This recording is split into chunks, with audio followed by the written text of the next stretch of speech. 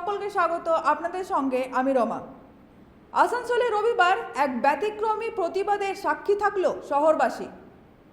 আরজিকর ঘটনার ন্যায় বিচারের দাবিতে এবার পথে নামলেন মূক ও বধির ছেলেমেয়েরা। বৃষ্টিকে উপেক্ষা করে আসানসোল রবীন্দ্র ভবনের সামনে মাথা ছাতায় এবং হাতে প্ল্যাকার্ড নিয়ে তারা শৃঙ্খলাবদ্ধভাবে মিছিল করেন, যেখানে তাদের দাবির স্পষ্ট বার্তা ছিল আরজিকর কাণ্ডের বিচার চাই। এই প্রতিবাদ মিছিলটি এক অন্যরকম ছবি ফুটিয়ে তোলে।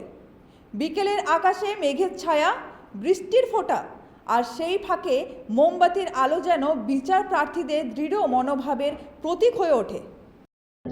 কলকাতায় যে ঘটনাটা ঘটেছে, যে আরজি কলেজে মেয়েটাকে নিয়ে, তার জন্য তারা শাস্তি চাইছে।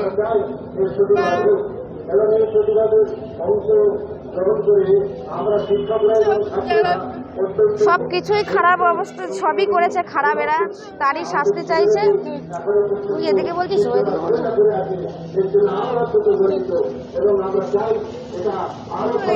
এক মাস হতে গেল, এর যদি শাস্তি না হয় তাহলে এ তো পরিবর্তনকালে মেয়েদের আরও তার রাস্তায় চলাফেরা করাটা মানে খুব টিপিক্যাল হয়ে যাবে, কেননা তারা রাস্তাঘাটে চলতে পারবে না। মেয়েদের স্বাধীনতাটা কি আছে? মেয়েরা সব স্বাধীনতা চাইছে।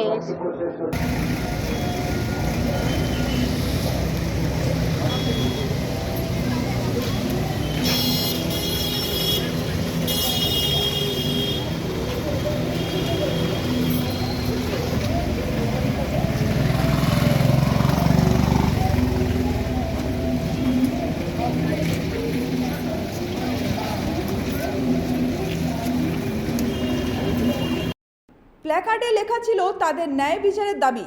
তারা শান্তিপূর্ণভাবে তাদের প্রতিবাদ প্রকাশ করেন, সমাজের কাছে এই বার্তা পৌঁছে দিতে যে অন্যায়ের বিরুদ্ধে তাদের কণ্ঠস্বরও সমান গুরুত্বপূর্ণ। আসানসোল থেকে সঞ্জয় যাদবের রিপোর্ট, 99 নিউজ বাংলা।